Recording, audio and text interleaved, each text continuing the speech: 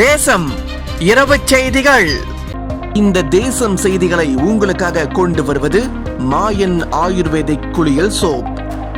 வெப்பத்தில் இருந்து சருமத்தை காப்பாற்றி உஷ்ணத்தை குறைத்து உற்சாகத்தை தருவது மாயன் ஆயுர்வேதிக் குளியல் சோப். சுத்தமான தேங்காய் எண்ணெய், மஞ்சள், வேப்பிலை, கருஞ்சீரகம், இஞ்சி என 24 வகை மூலிகைகளை கொண்டு முறையாக தயாரிக்கப்பட்டது. சருமத்திற்கும் கூந்தலுக்கும் உகந்தது. மாயன் ஆயுர்வேதிக் நிறுவனத்தின் தரமான தயாரிப்பு மாயன் ஆயுர்வேத குளியல் சோப். 012-763-4026. கூட்டரசு பிரதேச தமிழ் பள்ளி மாணவர்களுக்கு உதவும் நோக்கத்தில் TKPWP பரிவு உதவி திட்டம் 3500 மாணவர்களுக்கு 21,000 பாட பயிற்சி புத்தகங்கள். ஆண்ட்ரூ டேவிட் தகவல். கூட்டரசு பிரதேசத்தில் உள்ள 15 தமிழ் பள்ளிகளுக்கு TKPWP பரிவு திட்டத்தின் கீழ் மாணவர்களுக்கான பல்வேறு உதவி திட்டங்கள் முன்னெடுக்கப்பட்டுள்ளதாக குழந்தைகளுக்கான மேம்பாட்டு வளர்ச்சி திட்ட தேவைகள் இயக்கத்தின் தலைவர் ஆண்ட்ரூ டேவிட் கூறினார். இந்த TKPWP பரிவு உதவி திட்டத்தின் வழி 15 தமிழ் பள்ளிகளைச் சேர்ந்த 3500 மாணவர்களுக்கு 21,000 பயிற்சி புத்தகம், தேர்வு தாட்கள் வழங்கப்பட்டுள்ளது. இந்த COVID-19 காலகட்டத்தில் மாணவர்களுக்கு உதவும் நோக்கத்தில் TKPWP பரிவு உதவி திட்டம் கடந்த அக்டோபர் மாதம் அறிமுகம் செய்து மாணவர்களுக்கு இந்த பயிற்சி புத்தகங்களை வழங்கியதாக ஆண்ட்ரூ டேவிட் தெரிவித்தார். இந்த திட்டம் கல்வி, விளையாட்டு, சமூகவியல் அடிப்படையில் மேற்கொள்ளப்படுகிறது. இந்த திட்டத்தின் முன்னோடியாக 3500 மாணவர்களுக்கு 21,000 பயிற்சி பாட புத்தகங்கள் வழங்கப்பட்டுள்ளன. இதன் வழி கூட்டரசு பிரதேசத்தில் உள்ள 15 தமிழ் பள்ளிகளின் மாணவர்கள் பயனடைவார்கள் என்று ஆண்ட்ரூ டேவிட் சொன்னார். இந்த TKPWP பரிவு திட்டத்தை மனிதவள அமைச்சரும் மாயிகா தேசிய துணைத் தலைவருமான டத்தோஸ்ரீ M. சரவணன் மார்ச் 6ஆம் தேதி பிளெச்சர் தமிழ் பள்ளியில் அதிகாரப்பூர்வமாக தொடக்கி வைப்பார். இந்த திட்டம் வழி மாணவர்கள் அனைவரும் பயனடைவார்கள் என்று எதிர்பார்க்கப்படுகிறது. அதே நேரத்தில் மார்ச் 6 சனிக்கிழமை கூட்டரசு பிரதேசத்தில் உள்ள 15 தமிழ் பள்ளிகளிலும் கிருமி நாசினி தெளிக்கும் நடவடிக்கைகள் மேற்கொள்ளப்படவிருப்பதாக கூட்டரசு பிரதேச மாயிகா இளைஞர் பிரிவு துணைத் தலைவருமான ஆண்ட்ரூ டேவிட் குறிப்பிட்டார். அனைவருக்கும் வணக்கம்.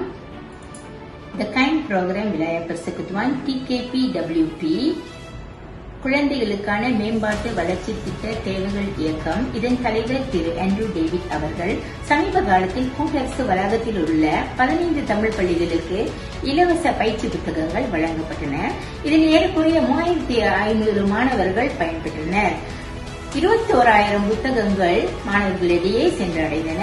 இந்த பெண்டமிக் காலகட்டத்தில் மாணவர்கள் இந்த புத்தகத்தை பயன்படுத்தி பயன்பெற்றனர் என்றே கூற வேண்டும்.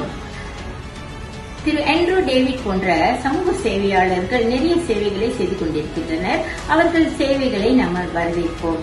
வருங்காலத்தில் தொடர்ந்து இவர்கள் சேவைகளை செய்வார்கள் என்று எதிர்பார்க்கிறோம். கூட்டரசு வளாக தமிழ் பள்ளி தலைமை ஆசிரியர் மன்ற சார்பாக 15 தமிழ் பள்ளி ஆசிரியர்கள் சார்பாக இந்த இயக்கத்திற்கு நன்றி கூறிக்கொள்கிறேன். திரு ஆண்ட்ரூ அவர்கள் TKPWP வாழ்த்துக்கள். வெல்டன்.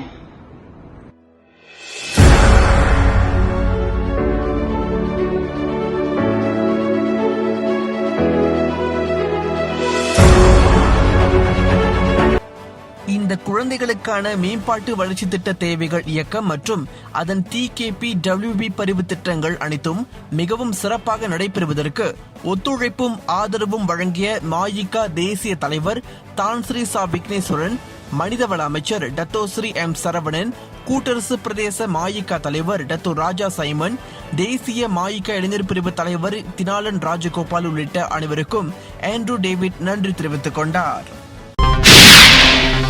இந்த காலத்தில் இப்படி ஒருவரா ரோட்டில் கிடந்த முதியவரை தூக்கி வியக்கும் நடவடிக்கையை மேற்கொண்டுள்ளார் தாமன் கப்போங் மாயிகா கலை தலைவர் டத்தோ வினோத். இந்த நவீன காலத்தில் இன்னமும் பலர், குறிப்பாக முதியவர்கள் சாலையோரத்தில் கிடப்பது நெஞ்சை பிழியத்தான் செய்கிறது. இத்தகையவர்களுக்கு யார் அடைக்கலம் கொடுப்பார்கள் என்ற கேள்வி எழவே செய்கிறது. அந்த வகையில் இந்த காலத்தில் இப்படி ஒருவரா எனும் கேள்வி தொழிலதிபர் டத்தோ வினோத்தின் நடவடிக்கையின் வழி எழவே செய்தது.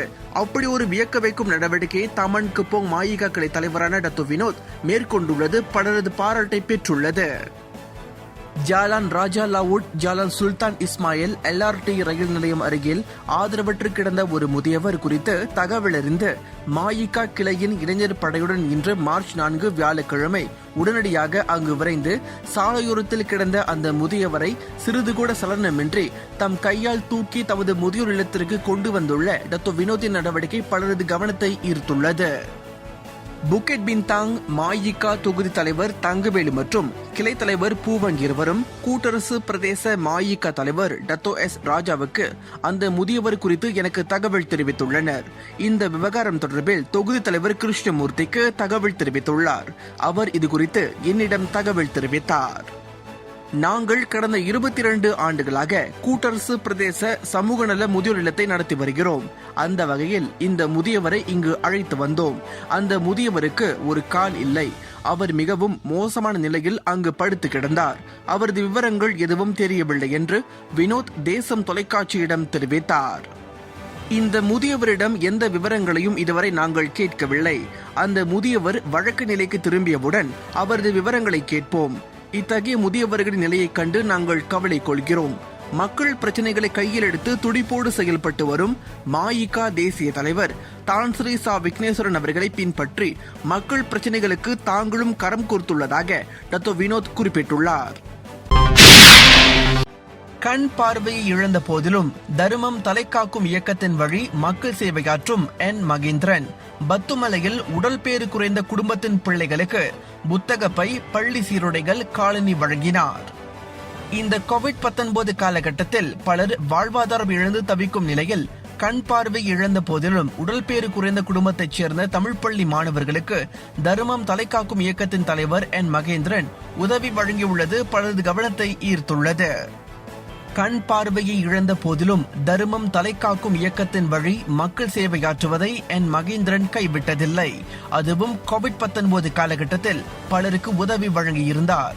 அந்த வகையில் அண்மையில் பத்துமலையில் உடல்பேறு குறைந்த குடும்பத்தைச் சேர்ந்த 30 பிள்ளைகளுக்கு புத்தக பை, பள்ளி சீருடைகள், காலனி, தளவாட பொருட்களை வழங்கி பலரது பாராட்டு பெற்றுள்ளார் மகேந்திரன். வணக்கம். தர்மம் தலைகாக்கும் என்ஜிஓஸ்லேருந்து N மகேந்திரன். இப்போ எங்கே இருக்குன்னு பார்த்தீங்கன்னா பத்துமலை கோயில் வட்டாரத்தில் இருக்க. இன்று வந்து 2:30 மணிக்கு நம்ம பள்ளிக்கூட பிள்ளைங்களுக்கெல்லாம் வந்து 30 பிள்ளைங்களுக்கு அவங்களுக்கு வேண்டிய பேக்கு, ஸ்கூல் சட்டை, சுவாரி, அப்புறம் சப்பாத்தி, அப்புறம் ஃபேஸ் மாஸ்க் எல்லாம் வந்து இன்றைக்கி வந்து வழங்கியிருக்கோம் தர்மம் தலைகாக்க சார்பாக. ஸோ இந்த ஃபேமிலியெலாம் பார்த்துட்டிங்கன்னா உடல்பேறு குழந்தைங்களோட பிள்ளைங்க, அப்புறம் தடுத்து வாழும் பிள்ளைங்க இந்த PKPனால் பாதிக்கப்பட்டாச்சு. இந்த உதவி பொருட்களை நம்ம வழங்கியிருக்கோம். அப்போ இந்த வீடியோ இதோட பிடிச்சிக்கிறேன். இப்போ நம்ம அவங்கள சந்திப்போமே. ஒரே ஒரு முறை அந்த சொல்லுங்க, தர்மம் தலைகாக்க நன்றி சொல்லுங்க. நன்றி. இந்த COVID-19 காலகட்டத்தில் பலரும் வாழ்வாதாரம் இழந்து தவிக்கின்றனர். இந்த சூழலில் ஒருவருக்கு ஒருவர் உதவி கொள்ள வேண்டும் என்பதை மகேந்திரன் நிரூபித்துள்ளார். அதுவும் கண் பார்வை இழந்த மகேந்திரன் தன் பிரச்சனையை மட்டும் கவனித்துக் கொள்ளாமல் மக்களுக்கும் உதவி செய்ய வேண்டும் என்ற எண்ணத்தில் 30 மாணவர்களுக்கு உதவி பொருட்களை வழங்கியிருக்கிறார். இந்த உதவி பொருட்களை பெற்றுக்கொண்ட மாணவர்களும் பெற்றோர்களும் மகேந்திரனுக்கு நன்றி தெரிவித்துக் கொண்டதோடு அவரது பெருந்தன்மையை பாராட்டினர். பத்துமலையில் உடல்பேறு குறைந்த குடும்பத்தின் பிள்ளைகளுக்கு உதவி பொருட்கள் வழங்க இடம் வழங்கிய கோலம்பூர் ஸ்ரீ மகா மாரியம்மன் தேவஸ்தான தலைவர் தான் ஸ்ரீ R நடராஜா அவர்களுக்கு மகேந்திரன் நன்றி தெரிவித்துக் கொண்டார். அரசியல் பேசுவதை விட்டுவிட்டு COVID-19 தொற்றை துடைத்தொழிப்பதில் முனைப்பு காட்டுவோம். டத்தோஸ்ரீ டாக்டர் சலே சைட் கிருவாக் கருத்து. அரசியல் பேசுவதை விட்டுவிட்டு COVID-19 பெருந்தொற்றை துடைத்தொழிப்பதில் அனைவரும் முனைப்பு காட்டுவோம் என சபா மாநில முன்னாள் முதலமைச்சர் டத்தோஸ்ரீ டாக்டர் சலே சைட் கிருவாக் கருத்து கூறியுள்ளார். COVID-19 பெருந்தொற்றை கட்டுப்படுத்த அரசாங்கத்தின் முயற்சியால் தடுப்பூசிகள் நாட்டில் வந்திறங்கி தற்போது முன்கள பணியாளர்களுக்கு செலுத்தப்பட்டு வருகிறது. இந்த நேரத்தில் அரசியல் பேசுவது என்பது ஏற்புடையதாக இல்லை. அரசியல் பேசுவதை விட COVID-19 பெருந்தொற்றிலே அரசியல்வாதிகள் கவனம் செலுத்த வேண்டும் என அவர் திட்டவட்டமாக தெரிவித்தார். நாட்டின் பொருளாதாரமும் மக்களின் வாழ்வும் செழிக்க அனைவரும் பாடுபட வேண்டும். அரசியல் போக்கு நாட்டின் அமைதிக்கு நன்மையை பயக்காது எனவும் அவர் குறிப்பிட்டார். பெர்சத்து கட்சியின் உச்சமன்ற கூட்டத்திற்கு பிரதமர் தான் ஸ்ரீ முஹிடின் யாசின் தலைமையேற்றார். பெர்சத்து கட்சியின் உச்சமன்ற கூட்டத்திற்கு அக்கட்சியின் தலைவரும் பிரதமருமான தான் ஸ்ரீ முஹிடின் யாசின் தலைமையேற்றுள்ளார். இன்று மாலையில் நடைபெற்ற கூட்டத்திற்கு பெர்சத்து கட்சியை சேர்ந்த தலைவர்கள் கலந்து கொண்டனர். அம்னோ பெர்சத்து கட்சிகளின் ஒத்துழைப்பின் தொடர்பில் விவாதிப்பதற்காக இந்த கூட்டம் நடைபெற்றுள்ளது. தேசிய கூட்டணியின் நிலையும் அம்னோவின் நிலைப்பாடும் பெர்சத்து கட்சியை கலக்கமடைய செய்துள்ளது. எதிர்வரும் 15வது பொதுத் தேர்தலின் போது பெர்சத்து கட்சியுடன் தொடர்பு இல்லை என அம்னோ கூறிய நிலையில் பெர்சத்து கட்சியின் முடிவு என்னவாக இருக்கும் என பெரிதும் எதிர்பார்க்கப்படுகிறது. ரூமா சிஸ்வா அகப்பக்கம் பல்கலைக்கழக மாணவர்களுக்கு பேருதவியாக விளங்கும் மலேசிய உயர்கல்வி அமைச்சர் டத்தோஸ்ரீ டாக்டர் நூராயினி திட்டவட்டம். பல்கலைக்கழக மாணவர்களின் வாடகை வீட்டை தேடும் நடவடிக்கையை எளிதாக்க மலேசிய உயர்கல்வி அமைச்சு ரூமா சிஸ்வா அகப்பக்கத்தை அறிமுகப்படுத்தியுள்ளது. இந்த அகப்பக்கத்தை உயர்கல்வி அமைச்சர் டத்தோஸ்ரீ நூராயினி அகமது அறிமுகம் செய்து வைத்தார். மாணவர்கள் வாடகை வீட்டை எளிதாக தேடுவதற்கும் அவர்கள் முறையாக வீட்டின் உரிமையாளர்களோடு தொடர்பு கொள்ளவும் இந்த அகப்பக்கம் அறிமுகம் செய்யப்பட்டுள்ளது. rumasiswa.mohe.gov.my எனும் அகப்பக்கத்தின் வாயிலாக பல்கலைக்கழக மாணவர்கள் வலம் வரலாம் என கேட்டுக் கொள்ளப்படுகின்றனர். தேசிய கோவிட்-19 தடுப்பூசி திட்டம் சபா மாநிலத்தில் தொடக்கம் கண்டது. தேசிய கோவிட்-19 தடுப்பூசி திட்டம் சபா மாநிலத்தில் இன்று தொடக்கம் கண்டது. கோவிட்-19 தடுப்பூசியை முதல் நபராக அம்மாநில முதலமைச்சர் டத்தோ ஹஜிஜி நூர் செலுத்திக் கொண்டார். ஃபைசர் பயோஎன்டெக் தடுப்பூசியானது சபா மாநில மக்களுக்கு செலுத்தப்படும் என தெரிவிக்கப்பட்டுள்ளது. சபா மாநிலத்தில் முதலில் மாநில அரசாங்க அதிகாரிகள் மற்றும் 48 முன்கள பணியாளர்களுக்கு கோவிட்-19 தடுப்பூசி செலுத்தப்படுகிறது. தடுப்பூசி போட்டுக்கொண்ட ஹஜிஜினோர் எனக்கு வலிக்கவே இல்லை என செய்தியாளர் சந்திப்பில் கூறினார். கோவிட்-19 தொற்றை தடுக்க அனைவரும் தடுப்பூசி செலுத்திக் கொள்ள முன்வர வேண்டும் என அவர் கேட்டுக்கொண்டார். கோவிட்-19 பெருந்தொற்று காரணமாக நாட்டில் புதிதாக 2063 தொற்று சம்பவங்கள் பதிவாகியது. நாட்டில் கோவிட்-19 பெருந்தொற்று எண்ணிக்கை 2063ஆக பதிவானது. இந்த தகவலை மலேசிய சுகாதார அமைச்சு வெளியிட்டது. இதனால் ஒட்டுமொத்தமாக நாட்டில் இதுவரை 3,07,943 பேர் கோவிட்-19 பெருந்தொற்றால் பாதிக்கப்பட்டுள்ளனர். நாட்டில் இன்று 2,922 பேர் மீண்டுள்ள வேளையில் அதன் மொத்த எண்ணிக்கையாக 2,83,629 பேர் மீண்டுள்ளனர். இன்று 5 பேர் மரணமடைந்த வேளையில் மரண எண்ணிக்கை 1,153ஆக அதிகரித்தது என்பது குறிப்பிடத்தக்கது. தீவிர அரசியலில் இருந்து விலகுவதாக வி.கே. சசிகலா திடீர் அறிவிப்பு.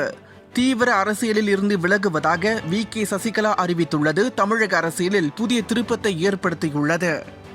தமிழக அரசியலில் தீவிரமாக செயல்பட போவதாக கூறியிருந்த நிலையில் சசிகலா இவ்வாறு முடிவெடுத்திருப்பது அதிர்ச்சி அளிப்பதாக அம்மா மக்கள் முன்னேற்ற கழகத்தின் பொதுச் செயலாளரும் அவரின் உறவினருமான டிடிவி தினகரன் தெரிவித்துள்ளார்.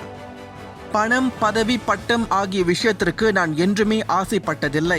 நான் என்றுமே புரட்சி தலைவி அம்மாவின் ஆட்சி அமைய பிரார்த்தனை செய்வேன் என அவர் கூறியுள்ளது தமிழக அரசியலில் எதிர்பாராத திருப்பமாக அமைகிறதாக அரசியல் ஆய்வாளர்கள் கருத்து கூறியுள்ளனர்.